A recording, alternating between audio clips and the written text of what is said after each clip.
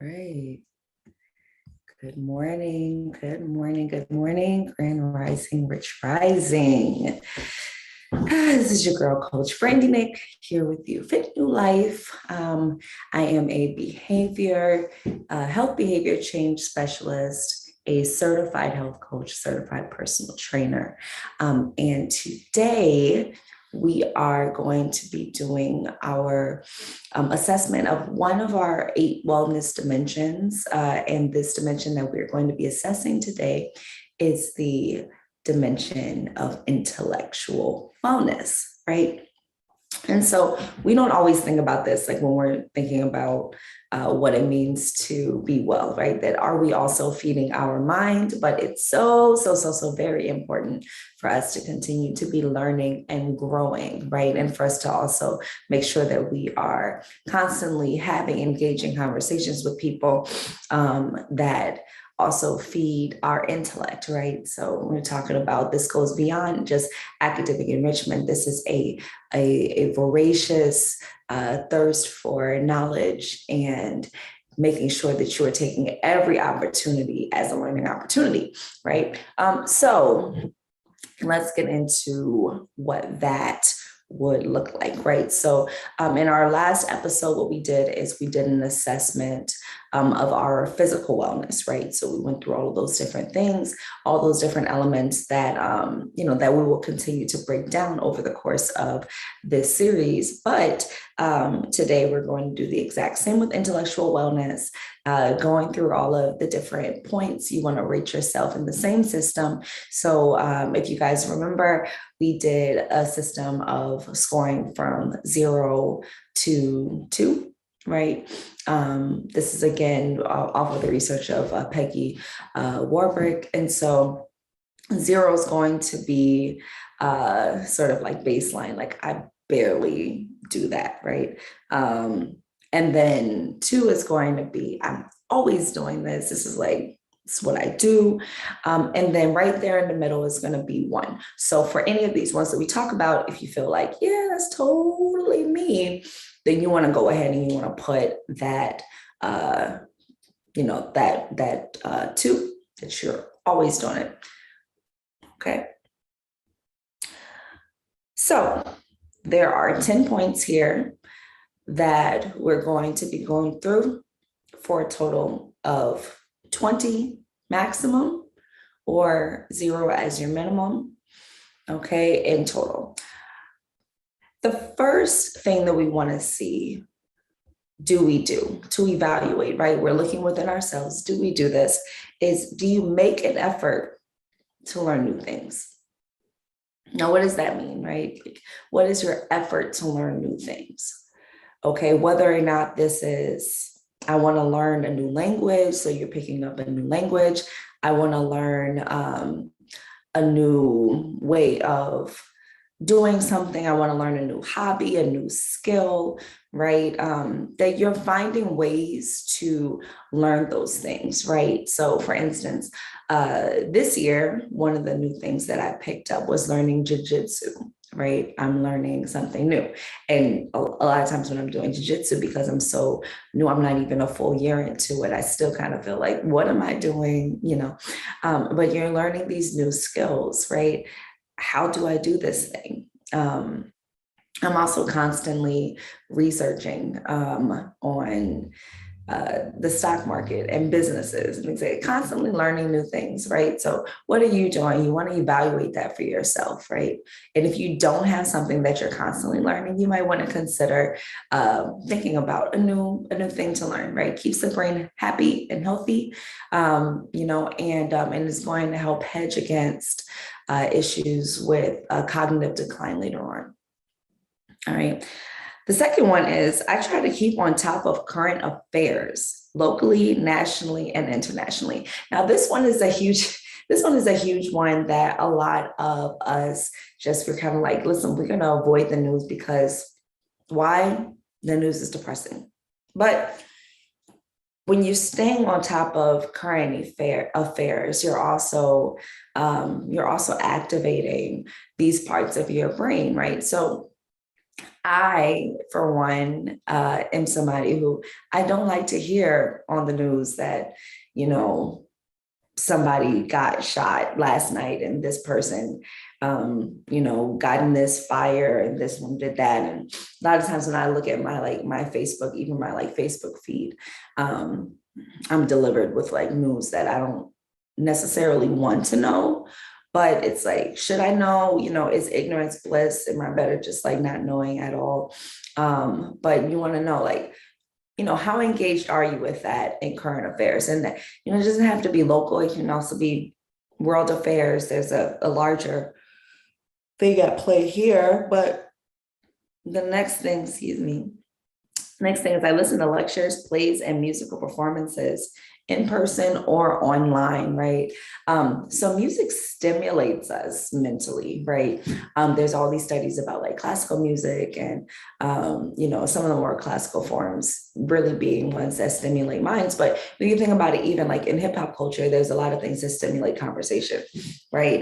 There's a lot of poignant pieces of musical work that's even in the popular genres that we can still say can be a talking point, can still be a thinking point.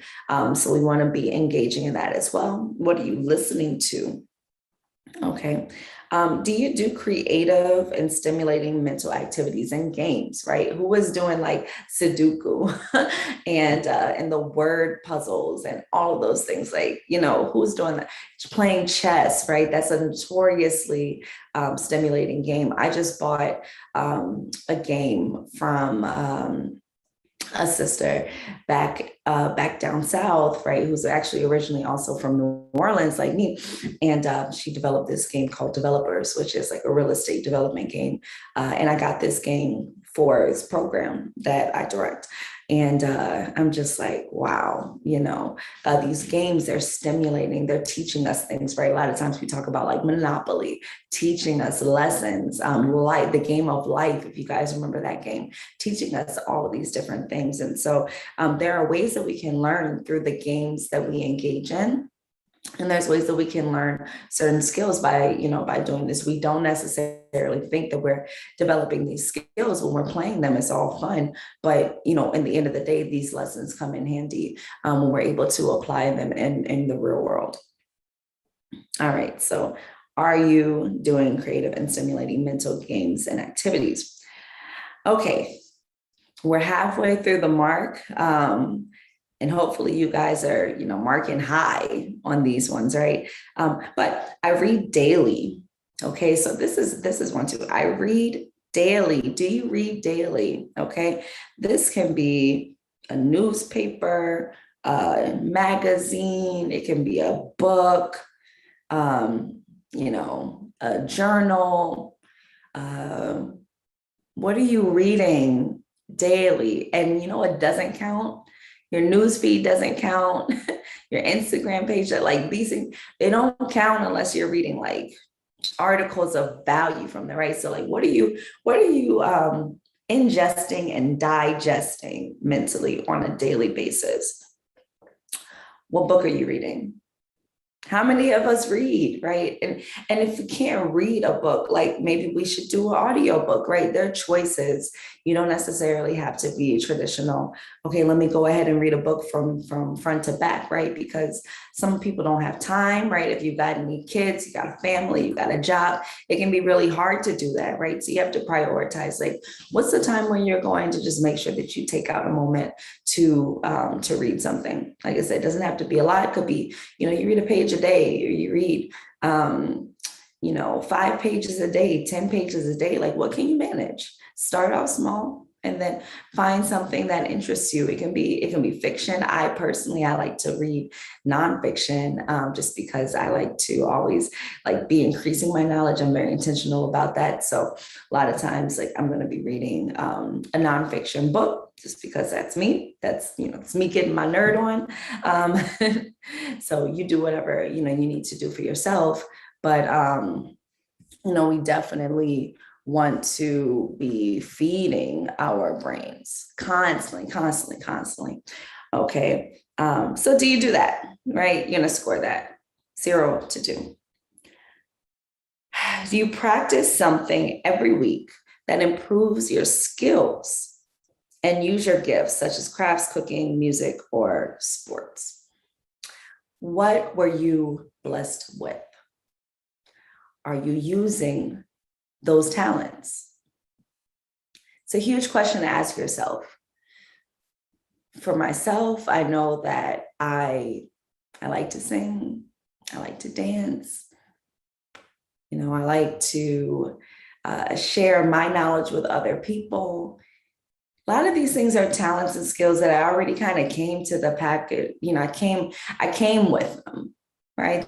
They were innate in me. So you want to think, what are your gifts? What are your skills? Are you using them? And if not, if you're not using your God-given skills, right? Your universally driven purpose with these gifts, why not? What is suppressing you from doing that? You gotta use what you got, right? Because by using these things, it also stimulates our brain activity. So we want to make sure that we are using those skills and those gifts that we have. But not only are we using them and sharing them with the world, because that's kind of right. It's a little selfish though. Just hold on to all of your gifts. Like, I'm going to hoard all of my skills and my talents over here. But we also want to think, like, what are you doing to improve upon them?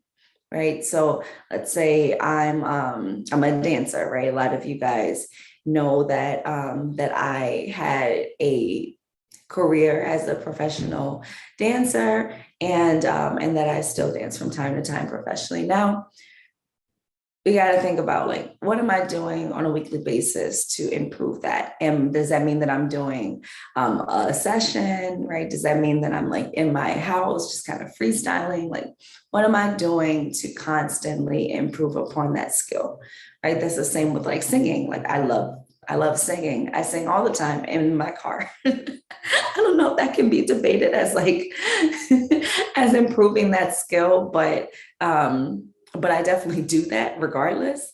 And I think that it helps. Okay, so anywho, moving right along, right? Do you try to see more than one side of an issue, especially for things that are controversial, right? So this is leading with empathy. You want to lead with empathy, try to put yourself in the shoes of other people to try to see more than one side, right? Because if you're just one-sided and you're jaded and, kind of polarized to one way of thinking, then you're really not expanding your mind, right? And this year, like, how much have we learned about that? There's so many different instances where we can say, okay, it was a polarizing year in so many different ways, politically, polarizing around the vaccine, for COVID-19, like just polarizing in so many different ways, polarizing when it comes to police brutality, right? Polarizing when it comes to the struggles of Black communities, and when it comes to Asian communities, like so many different things that we can think about. How many times do we take ourselves out of our own minds and put ourselves into the minds and the shoes of the other person to try to understand other perspectives of,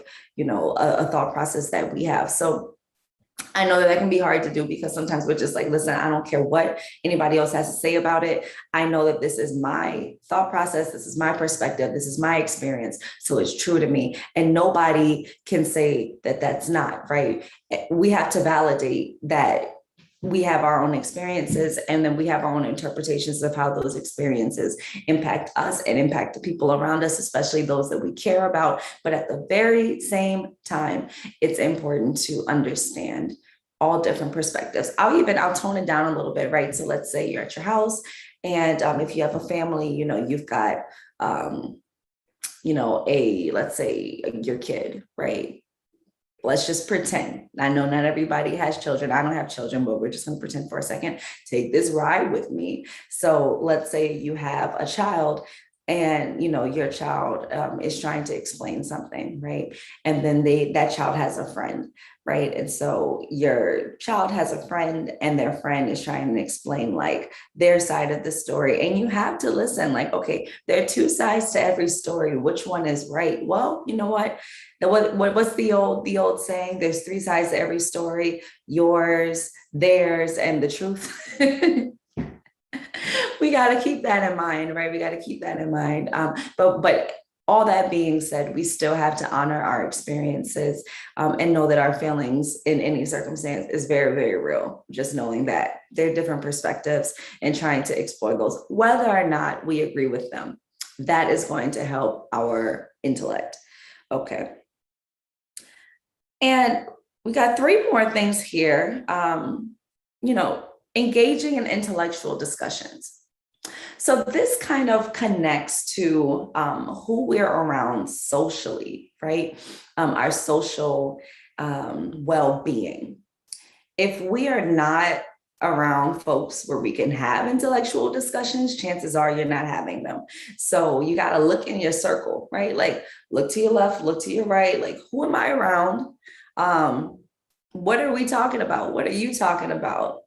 Are we having anything that's intellectually stimulating? And if you're not, right, if you're not in company that you could have an intellectually stimulating conversation, you might want to try to explore around and find some people, expand your network so that you can have people that you are constantly engaging in with intellectual discussions, or at least discussions that are going to help expand your mind, right? So I'm currently in a couple of different groups for investment, for just kind of elevation in general, right? And some group chats. And I mean, I am like constantly talking to these folks about things, and it is intellectually stimulating conversations that, because we're research-based group, I'm not going to get too much into that group, but we do things that like they challenge me. I'm like, wow, that offers me a different perspective. And so just from having those kind of conversations, I'm able to not just have my perspective challenged, but I'm also able to make actionable steps towards things that would have been more difficult before had I not had different perspectives. Now, if you're in a, let's say, a purely academic conversation or philosophical conversations, then there's value and merit to those as well. They may not always turn into actionable steps, right? We always value action, but it doesn't mean that if you're not doing something that you are not, that you don't have any value in that conversation if it doesn't translate into an action later. Ooh, sit on that, all right? Because that is something that a lot of times we don't always think. We always think, oh, we got to do. But sometimes knowing and expanding is good enough. We're in this one dimension right now. Let's talk about it, intellectual wellness, okay? Do you look up things that you don't know? Can't be a know-it-all, right? Like none of us know everything. And so if you don't know something, don't try to pretend like you know. Just, hey, listen, I don't know. Let me go look that up, right? You know who's my best friend? Google. I Google all the things that if I'm like, I don't know, right? And I can't, like, I don't have a primary or a secondary resource. Like to make sure that Google, anybody can put anything anywhere. So you have to obviously check your facts and look and make sure that your sources are straight up, good, reputable, sources. But if you don't have a book that you can reference and you don't have a first-hand account that you can reference, and you can always go to Google, right? And look up stuff that you don't know. Learn new things, commit it to memory. What I do when I don't know something and I really want to commit it to memory, I write it down. Right? I write it down and then later I'll try to talk to somebody about that. That way it sticks in my brain, right? It's got to stick. It's got to stick. If it doesn't stick, then really, like, did you learn it? I don't know. Okay. Now, there are ways that we can, try to get information to stick. One of the things I'll talk about in a little bit, very, very briefly, because I don't want to get too much into it, but we'll talk about it just a little bit about how to, techniques in order to really learn and make sure that you're, that you remember what you learn. Okay, our last and final assessment question, right? So remember, you should be scoring each of these like 0 through 2, right? 2, I do this all the time. 0, I never do this. 1, I do this here and there. Okay. Your last one is, do you ask questions to learn from others? Now, let's be honest, we don't always, we're not always the most honest with ourselves about what we don't know, or sometimes we're embarrassed that we don't know something. But here's the good news: you don't have to know it all. You really don't. There are tons and tons and tons of people who know way more than you, and tons of people that know way less than you, that where you can be an asset to them and you can teach them something. So you want to know, okay, I want to be in a room of people who are smarter than me, who know more than me, so that I can learn. Right? We have to constantly be learning, and we have to humble ourselves to think, like, where are we right now in our stage of development? And where are we trying to go? Who do we have to be around in order to get that? So a lot of these things, when you talk about your intellectual wellness, has to do with not only what you are reading and what you're learning about on your own, but it also has to do with what are you learning from the people who are around you. And that's why I said that this particular dimension ties in very nicely with our social dimension of wellness, right? So you can't just be by yourself and just learning on your own. You also have to engage with other people to apply that knowledge, apply those skills, and learn new things, and be humble and say, like, hey, listen, I don't know everything, but I want to learn more, right? So do you admit those mistakes, and do you then go and ask questions? Let me ask a clarifying question on this. Let me learn. Let me write that down a little bit so that I can, get that imprinted into my brain. Okay, so I promised that I would talk a little bit about one way that you can kind of gel your skills and your knowledge, right, with your brain, so you have it more in long-term memory. So there's something that I teach a lot, and so I'm gonna give a shout out to my job, because I learned this while learning, in this alternative educational environment, right? The experiential learning cycle.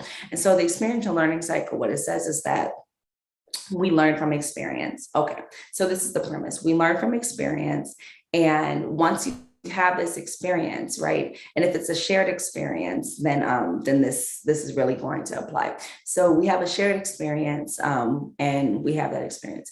From that experience, we're going to go through processing this experience, right? So we're going to go from having this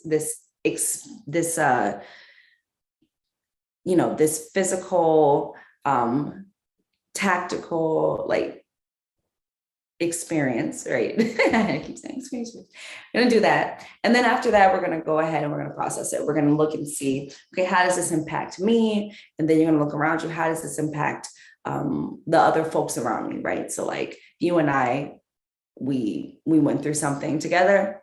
I'm going to say, okay, this is how it impacted me. How did it impact us?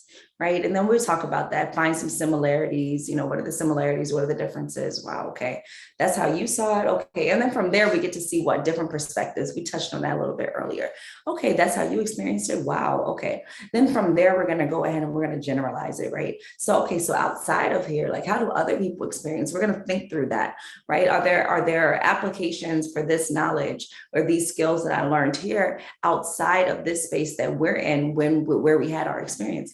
And we'll think through that a little bit. Okay, yeah, wow, maybe this skill can be applied in the regular world. Wow, I can really see how there are other use cases for this, right? And then from there, you're going to go towards saying, all right, well, now I kind of know how this impacts me. I know how it impacts us. We went through the same thing, but maybe experienced it a little bit different. I know how it might impact the larger area around outside of this exact space, right?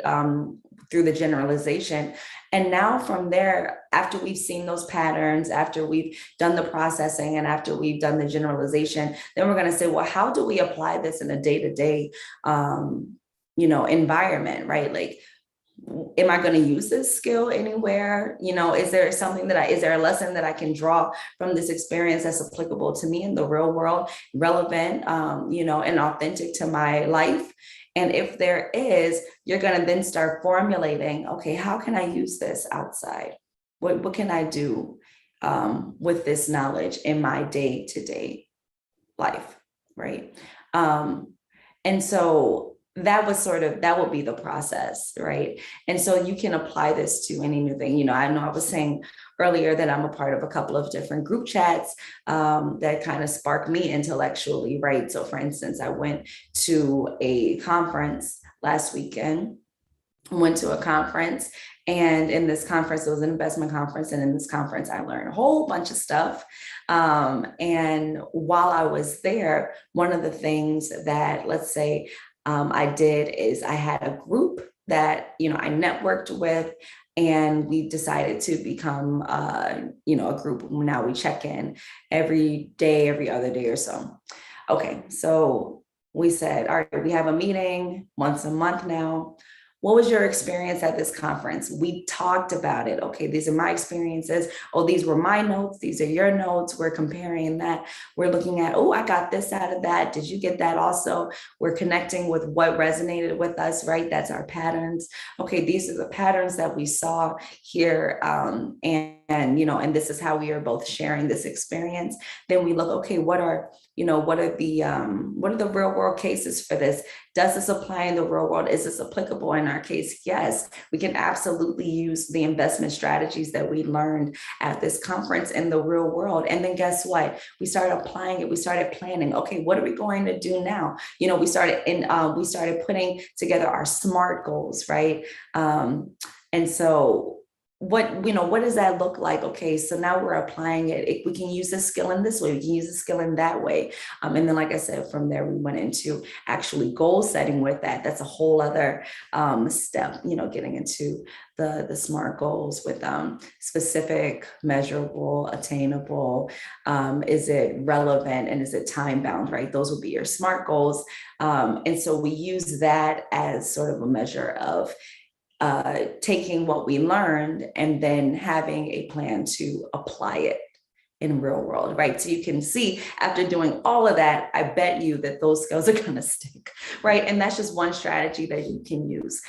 So gonna leave with that on intellectual wellness. You want to really think about it. And again, we're going to continue to touch on intellectual wellness as we move through and explore in these sunrise sessions. We're going to continue to explore all 8 dimensions of wellness, including the intellectual dimension of wellness, and how these things start to interconnect and intertwine. Like I said, and like I keep saying, no wellness dimension is going to be more important than another one. So you just want to see first, as we're exploring, as we're doing these assessments, which ones for you are kind of like, giving you that red alarm. I need to work on this right here, right now. I need to start with this. That's really what these assessments are for. It's not saying that, okay, you need to do this and then forget the other ones because you're good. We need to be working on all 8 dimensions of wellness all the time. All right, let's do what we can do to be our best selves, master our bodies, master our minds, master our lives, right? That's the motto of Fit New Life, okay? So we want to make sure that we're doing that and we're striving towards a life of life excellence. And there's no way to do that without really taking a step back, looking at our health and our well-being and moving forward with action, moving intentionally in the direction of a total life reboot, upboot, making sure that we're elevating in every single dimension. Super, super important. All right. Well, listen, thank you guys so much for waking up with me, the crack of dawn, for some of you before dawn. Thank you so much for doing that with the sunrise sessions. I'm here Monday through Friday between 5:35. They don't always happen, but 5:30, 5:45, if you want to be on live with me. I would love to hear your comments. So please do comment about if anything stuck out to you and, something that you're going to take home, something that you're going to work on. I would love to hear about it. If you want a little bit more connection with me, just please DM me. You can DM me on Instagram at Coach Brandi Nick. That's COACHBRANDINIC. Nick. Okay, that would be at Coach Brandi Nick. So you can DM me on Instagram if you want to have a follow-up conversation with anything that we talk about here in our Sunrise sessions. Okay.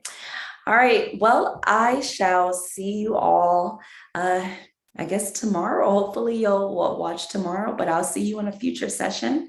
And it's been my pleasure to share with you guys this information. All right. Peace, guys. Make sure that you're doing what you got to do and be well.